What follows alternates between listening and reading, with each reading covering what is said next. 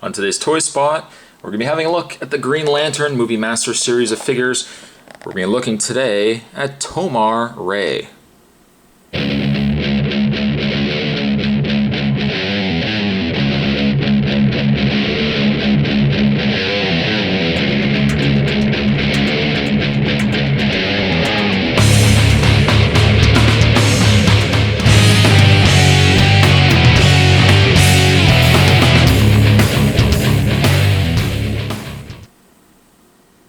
As with most Movie Masters figures from the Green Lantern series, Tomar-Re does come with a piece of parallax.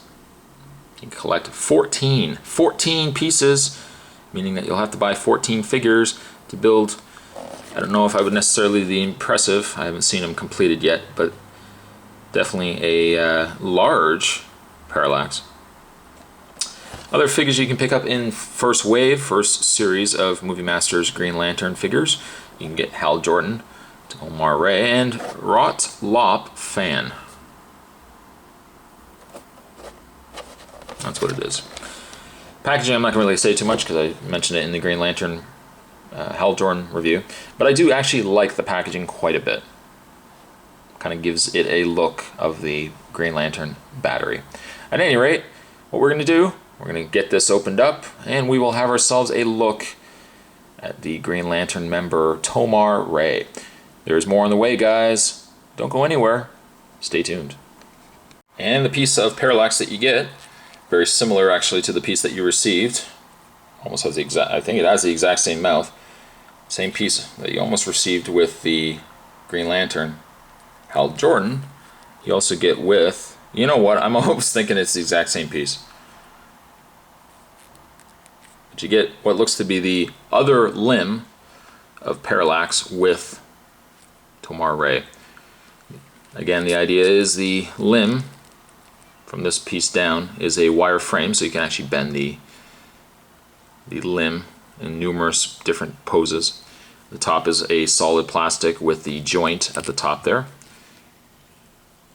I still kind of think it looks like fried cheese. Anyways, moving that aside, one thing unfortunately that Tomar-Re doesn't come with, that Hal Jordan did come with, was a battery. Unfortunately, Tomar-Re doesn't come with a battery, but he does come with what you will need to have a figure like this standing. He does come with a figure stand. It's made in China. See-through plastic. Green, obviously, you would hope it would be green.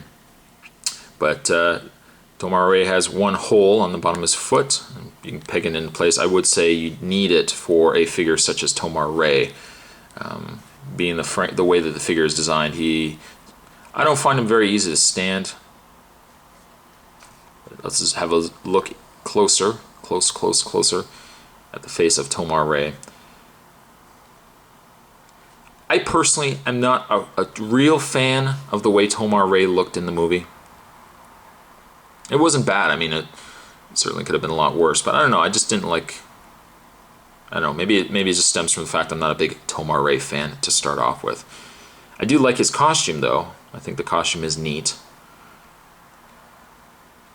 A much more scaly lantern suit versus that of Hal Jordan. Obviously, the costumes in the movie seemed more created by energy as opposed to being an actual fabric look, which would explain why Tomar-Re's got the more scales. Hal Jordan's got the more muscle textured costume. But I like the metallic on Tomar-Re quite a bit. I think it works a little easier on him than it did on Hal Jordan. Now, one problem I have with the figure, I'll zoom back here for a second, is the fact that he is really, really skinny. He is quite skinny, actually.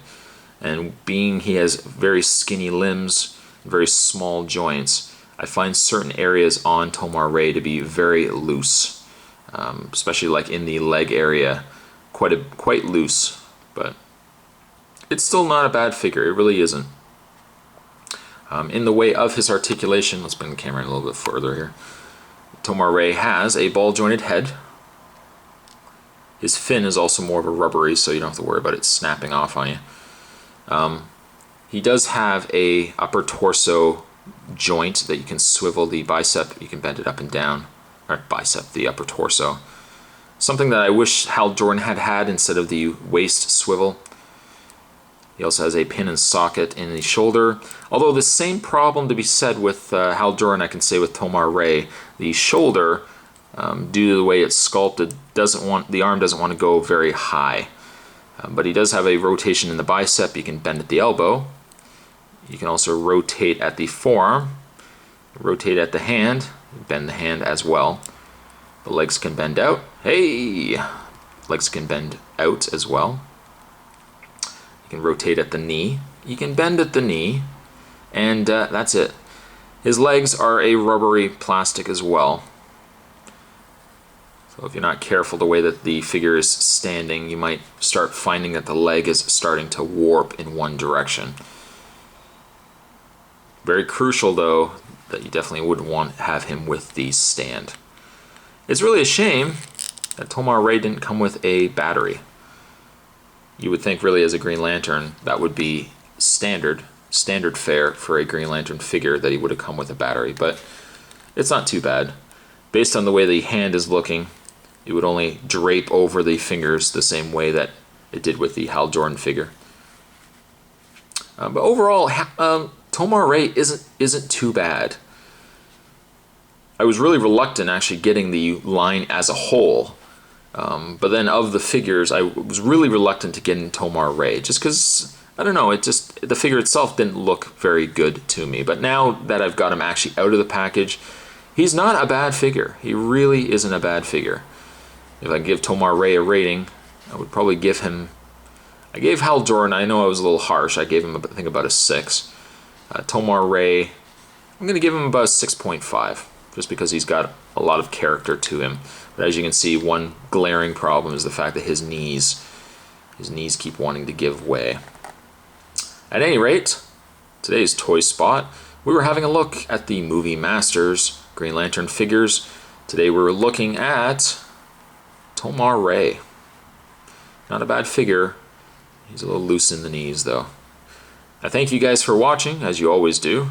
Be sure to stick around for more Toy Spots on the way, and I will see you guys next time.